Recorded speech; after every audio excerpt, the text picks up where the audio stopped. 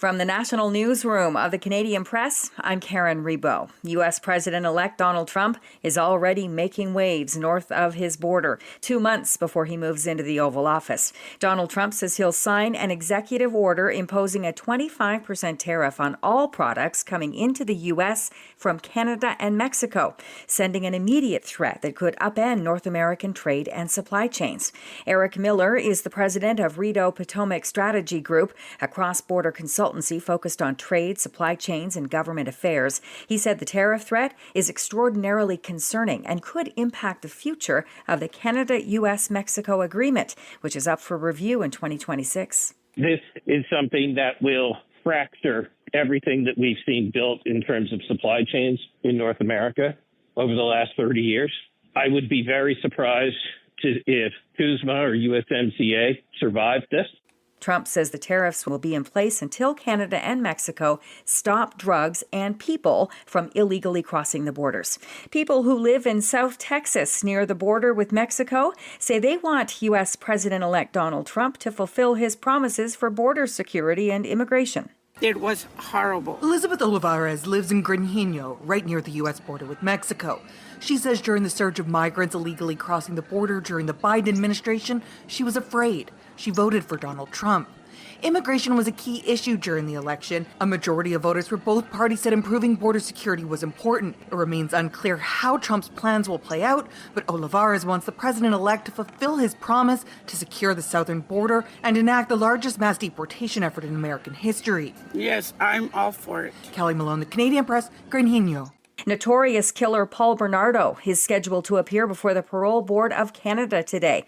A hearing is set to take place at the medium security La Macase institution in Quebec after his transfer there last year from a maximum security prison west of Kingston, Ontario.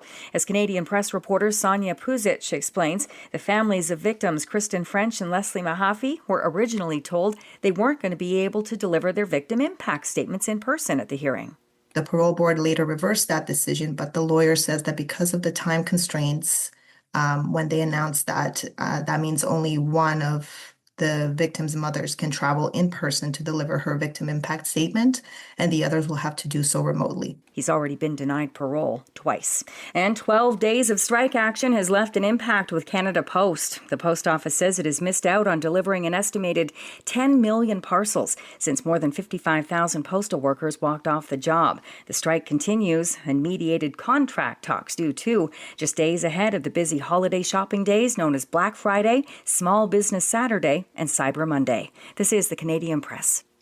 In sports, NHL action Monday night, Connor Hellebuyck made a season-high 43 saves, and the Winnipeg Jets beat the Minnesota Wild 4-1 in a game between two of the Western Conference's best. Alex Iafallo scored twice, including the 100th goal of his career. Brady Tkachuk's power play winner came early in the third period as the Ottawa Senators held on for a 4-3 win over the Calgary Flames. Ottawa snapped a 5-game losing skid. Vanni Sartini is out as head coach of the Vancouver Whitecaps after the team lost to LAFC in the first round of the playoffs. Whitecaps sporting director Axel Schuster says it was a tough choice, but it's time for a change. It's not a happy day for me. Professionally, we had to make this decision.